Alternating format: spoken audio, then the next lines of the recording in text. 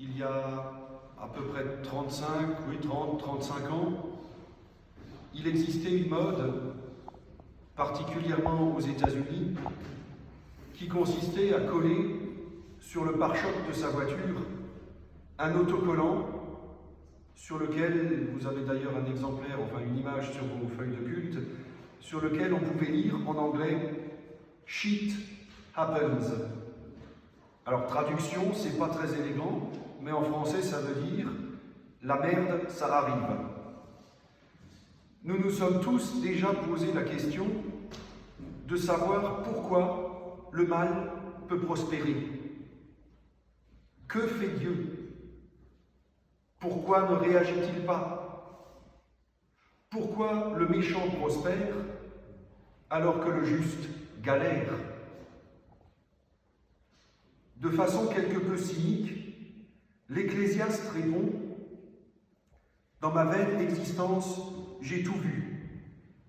Un juste qui se perd par sa justice, un méchant qui survit par sa malice. » Autrement dit, shit happens. Le livre de l'Ecclésiaste se situe à la croisée des mondes entre la pensée juive et la philosophie grecque. Son auteur est un observateur du monde, sans doute un vieil homme, qui au soir de sa vie fait un bilan de son existence, qu'il fait entrer en résonance avec l'histoire, ce qui lui permet d'interroger les traditions, les croyances, les dogmes ou les systèmes dans lesquels on s'enferme parfois si facilement. L'auteur de l'Ecclésiaste présente dans son livre deux thèses. Premièrement, il n'y a pas de providence, c'est-à-dire qu'il n'y a pas, d'après l'auteur de l'Ecclésiaste, de force supérieure ou de destin qui déciderait de ce qui doit nous arriver, ou qui récompenserait nos bonnes actions et punirait les mauvaises. Cela peut paraître difficile à entendre, il faut pourtant mesurer à quel point cette parole est libératrice pour la foi. Parce que le Dieu de notre foi ne décide pas ce qui doit nous arriver. Par conséquent, nous ne sommes pas des marionnettes. Nous ne sommes pas les jouets de l'histoire, des contingences ou du destin. Ce Dieu-providence ne serait au fond qu'un Dieu bouche-trou, une façon de donner du sens à ce qui n'en a pas, ou de trouver des explications là où nous butons sur l'inexplicable. Peut-être est-ce le sens de cette parole. Ne sois pas juste à l'excès, ne te fais pas trop sage. Pourquoi te détruire? D'autre part, les mots de l'Ecclésiaste nous libèrent de l'obligation, de la performance et de la récompense. Nous vivons dans une société où la valeur de quelqu'un se mesure à ses réussites, des notes obtenues à l'école, au salaire, en passant par les récompenses sportives ou la réussite matérielle, où certains voient d'ailleurs un signe de la bénédiction de Dieu. Or, l'Ecclésiaste nous rend attentifs au fait qu'un tel Dieu ne serait pas digne de foi. Il s'agit au mieux d'un Père Noël un peu amélioré, d'un Père Noël divin qui ne correspond en rien au Dieu de grâce, d'amour et de libération dont témoigne Jésus. En particulier, dans la parabole des ouvriers de la première et de la 11e heure que nous avons entendue. Plutôt que de tourner en rond en se donnant l'illusion de l'ordre et de la liberté, ou à angoisser à toujours vouloir être le meilleur, l'humain, et c'est la deuxième thèse de l'Ecclésiaste, est appelé à vivre de son travail et à profiter de la vie. Il n'y a pas pour notre auteur un Dieu devant lequel ramper pour s'attirer ses bonnes grâces, au point de s'empêcher de vivre ou de se pourrir l'existence. Un tel Dieu-providence ne peut que susciter l'incompréhension devant la réussite du méchant et les galères du juste. L'Ecclésiaste nous oblige à poser la question de savoir ce qui reste de Dieu si on lui retire cette providence et ce côté Manitou. Il apparaît, à la lumière de la foi, que si Dieu est dépouillé de ses attributs, nous pouvons le voir dans sa vérité nue. Que reste-t-il de Dieu? Un type cloué sur une croix.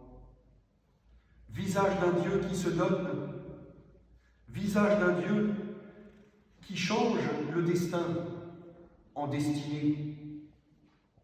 Parce que si Dieu ne fixe pas ce qui doit nous arriver, il a pour chacun d'entre nous un projet de paix, de liberté, de salut, ancré dans la réalité de notre vie, y compris dans ce qu'elle a de plus banal ou de plus tragique.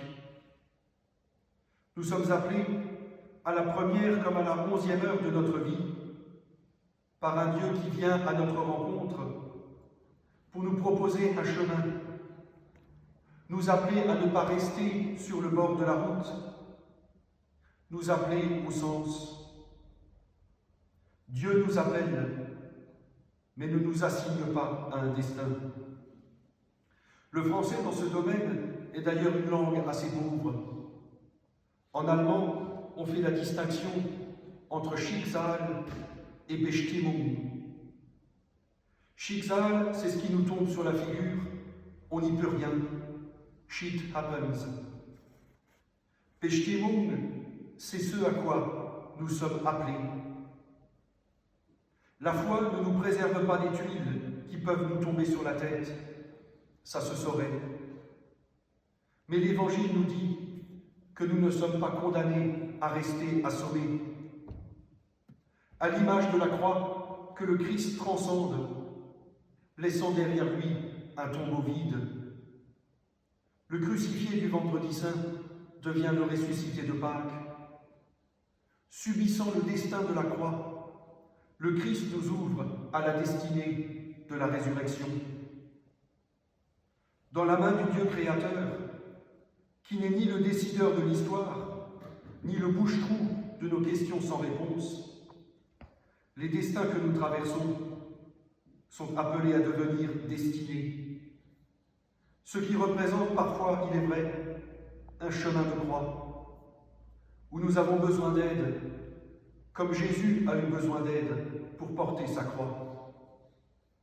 Si l'auteur de l'Ecclésiaste peut tomber dans un certain cynisme ou se montrer blasé, il appelle, peut-être sans le vouloir, à une foi des plus fermes, une foi du discernement, une foi de la relation, une foi en quête, une foi de l'équilibre. Un des grands arguments qu'on oppose parfois à la foi est celui de la contradiction. Contradiction entre les différents textes bibliques, contradiction entre les discours et les actes, contradiction propre à chacune de nos vies. Et l'Ecclésiaste fait ce constat, la contradiction existe. Or, elle n'est ni un gros mot, ni un repoussoir.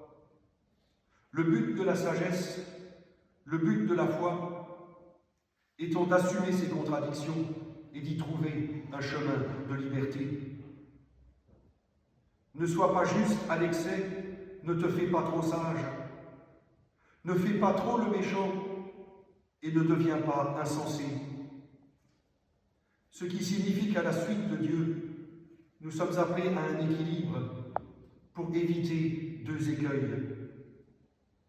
Le premier, c'est la sagesse solitaire et déconnectée de la réalité. Le second, c'est la méchanceté. Mais en hébreu, ce terme, traduit par méchanceté, peut aussi signifier être agité, courir dans tous les sens, ou encore être inquiet. Aussi, face à une vie hors du monde, ou une vie faite d'inquiétude, de colère ou de peur, l'Ecclésiaste nous présente une foi de l'équilibre, une foi qui a suffisamment les pieds sur terre pour profiter de la vie et le cœur suffisamment ouvert à Dieu pour comprendre qu'il nous donne l'agitation pour changer les choses que nous pouvons changer, la sérénité pour traverser celles qu'on ne peut changer, la sagesse de discerner l'une de l'autre et de ne pas renier ce que nous croyons être bien, même si nous pensons la chose sans espoir. Amen.